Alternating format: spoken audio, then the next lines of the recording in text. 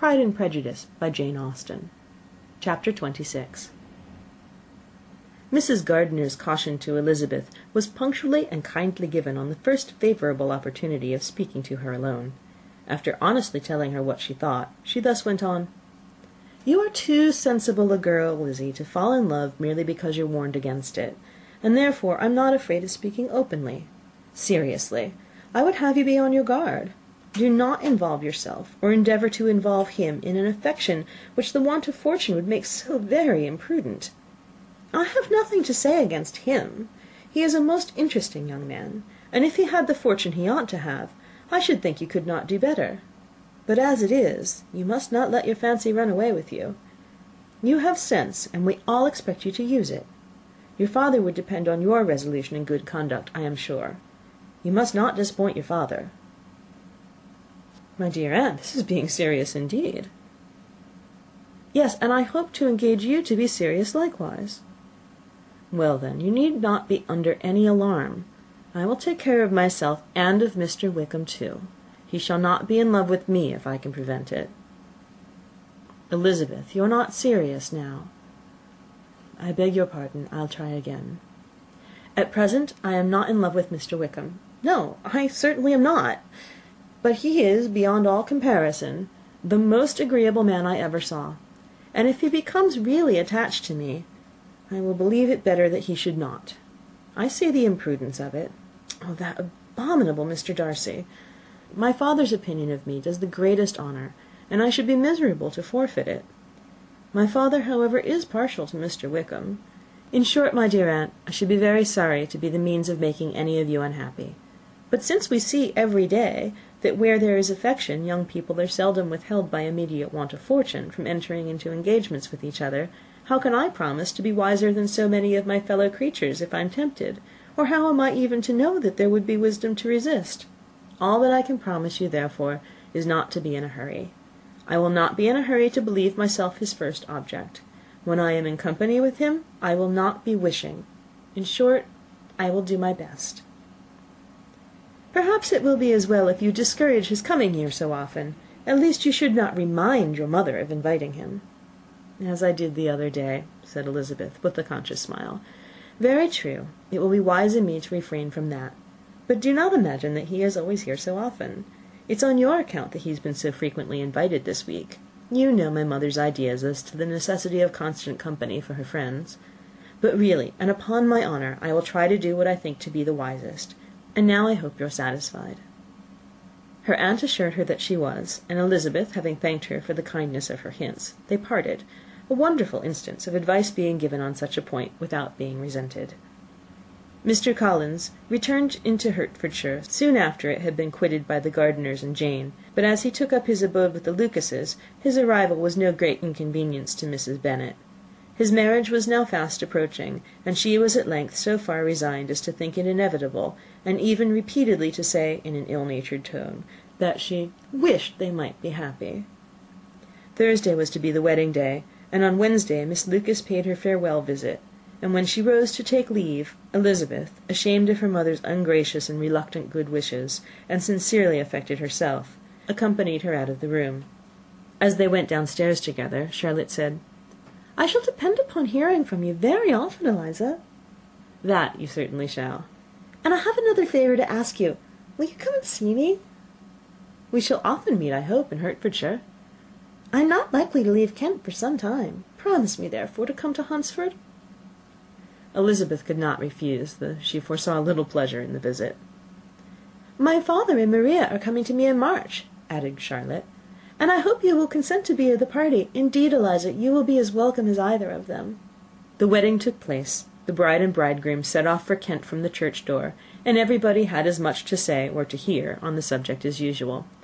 Elizabeth soon heard from her friend, and their correspondence was as regular and frequent as it had ever been. That it should be equally unreserved was impossible. Elizabeth could never address her without feeling that all the comfort of intimacy was over, and though determined not to slacken as a correspondent, it was for the sake of what had been rather than what was. Charlotte's first letters were received with a good deal of eagerness, There could not but be curiosity to know how she would speak of her new home, how she would like Lady Catherine, and how happy she would dare pronounce herself to be, though, when these letters were read, Elizabeth felt that Charlotte expressed herself on every point exactly as she might have foreseen. She wrote cheerfully, seemed surrounded with comforts, and mentioned nothing which she could not praise. The house, furniture, neighbourhood, and roads were all to her taste, and Lady Catherine's behaviour was most friendly and obliging. It was Mr. Collins's picture of Hunsford and Rosings rationally softened, and Elizabeth perceived that she must wait for her own visit there to know the rest. Jane had already written a few lines to her sister to announce their safe arrival in London, and when she wrote again, Elizabeth hoped it would be in her power to say something of the Bingleys. Her impatience for this second letter was as well rewarded as impatience generally is. Jane had been a week in town without either seeing or hearing from Caroline. She accounted for it, however, by supposing her last letter to her friend from Longbourn had by some accident been lost. "My aunt," she continued, "is going to-morrow into that part of the town, and I shall take the opportunity of calling in Grosvenor Street." She wrote again when the visit was paid, and she had seen Miss Bingley. "I did not think Caroline in spirits," were her words, "but she was very glad to see me, and reproached me for giving her no notice of my coming to London. I was right, therefore my last letter had never reached her. I inquired after their brother, of course. He was well, but so much engaged with Mr. Darcy that they scarcely ever saw him. I found that Miss Darcy was expected to dinner. I wish I could see her. My visit was not long, as Caroline and Mrs. Hurst were going out. I dare say I shall see them soon here." Elizabeth shook her head over this letter. It convinced her that accident only could discover to Mr. Bingley her sister's being in town. 4 weeks passed away, and Jane saw nothing of him. She endeavoured to persuade herself that she did not regret it, but she could no longer be blind to Miss Bingley's inattention. After waiting at home every morning for a fortnight, and inventing every evening a fresh excuse for her, the visit did at last appear, but the shortness of her stay, and yet more the alteration of her manner, would allow Jane to deceive herself no longer. The letter which she wrote on this occasion to her sister will prove what she felt. "My dearest Lizzie will, I am sure, be incapable of triumphing in her better judgment at my expense, when I confess myself to have been entirely deceived in Miss Bingley's regard for me. But, my dear sister, though the event has proved you right, do not think me obstinate if I still assert that, considering what her behaviour was, my confidence was as natural as your suspicion. I do not at all comprehend her reason for wishing to be intimate with me, but if the same circumstances were to happen again, I am sure I should be deceived again. Caroline did not return my visit till yesterday, and not a note, not a line did I receive in the meantime. When she did come, it was very evident that she had no pleasure in it. She made a slight formal apology for not calling before, said not a word of wishing to see me again, and was in every respect so altered a creature that when she went away I was perfectly resolved to continue the acquaintance no longer. I pity, though I cannot help blaming her. She was very wrong in singling me out as she did. I can safely say that every advance to intimacy began on her side. But I pity her, because she must feel that she has been acting wrong, and because I am very sure that anxiety for her brother is the cause of it. I need not explain myself farther, and though we know this anxiety to be quite needless, yet if she feels it, it will easily account for her behaviour to me. And so deservedly dear is he to his sister, whatever anxiety she must feel on his behalf is natural and amiable. I cannot but wonder, however, at her having any such fears now, because if he had at all cared about me, we must have met long ago. He knows of my being in town, I'm certain, from something she said herself, and yet it would seem by her manner of talking as if she wanted to persuade herself that he really is partial to Miss Darcy. I cannot understand it. If I were not afraid of judging harshly, I should be almost tempted to say that there's a strong appearance of duplicity in all this. But I will endeavour to banish every painful thought, and think only of what will make me happy, your affection, and the invariable kindness of my dear uncle and aunt. Let me hear from you very soon. Miss Bingley said something of his never returning to Netherfield again, of giving up the house, but not with any certainty. We'd better not mention it. I am extremely glad that you had such pleasant accounts from our friends at Hunsford. Pray go and see them, with Sir William and Maria. I am sure you will be very comfortable there. Yours, etc. This letter gave Elizabeth some pain, but her spirits returned as she considered that Jane would no longer be duped, by the sister at least. All expectation from the brother was now absolutely over. She would not even wish for a renewal of his attentions. His character sunk on every review of it, and as a punishment for him, as well as a possible advantage to Jane, she seriously hoped he might really soon marry Mr. Darcy's sister, as by Wickham's account she would make him abundantly regret what he had thrown away.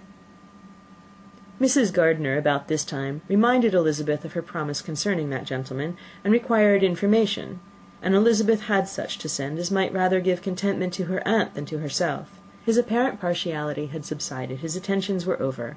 He was the admirer of some one else. Elizabeth was watchful enough to see it all, but she could see it and write of it without material pain. Her heart had been but slightly touched, and her vanity was satisfied with believing that she would have been his only choice, had fortune permitted it. The sudden acquisition of £10,000 was the most remarkable charm of the young lady to whom he was now rendering himself agreeable. But Elizabeth, less clear-sighted perhaps in this case than in Charlotte's, did not quarrel with him for his wish of independence. Nothing, on the contrary, could be more natural, and while able to suppose that it cost him a few struggles to relinquish her, she was ready to allow it a wise and desirable measure for both, and could very sincerely wish him happy. All this was acknowledged to Mrs. Gardiner, and after relating the circumstances, she thus went on: "I am now convinced, my dear aunt, that I have never been much in love, for had I really experienced that pure and elevating passion, I should at present detest his very name, and wish him all manner of evil. But my feelings are not only cordial towards him, they are even impartial towards Miss King. I cannot find out that I hate her at all, or that I am in the least unwilling to think her a very good sort of girl. There can be no love in all this. My watchfulness has been effectual, and though I certainly should be a more interesting object to all my acquaintances were I distractedly in love with him, I cannot say that I regret my comparative insignificance. Importance may sometimes be purchased too dearly. Kitty and Lydia take his defection to heart much more than I do. They are young in the ways of the world, and not yet open to the mortifying conviction that handsome young men must have something to live on as well as the plain."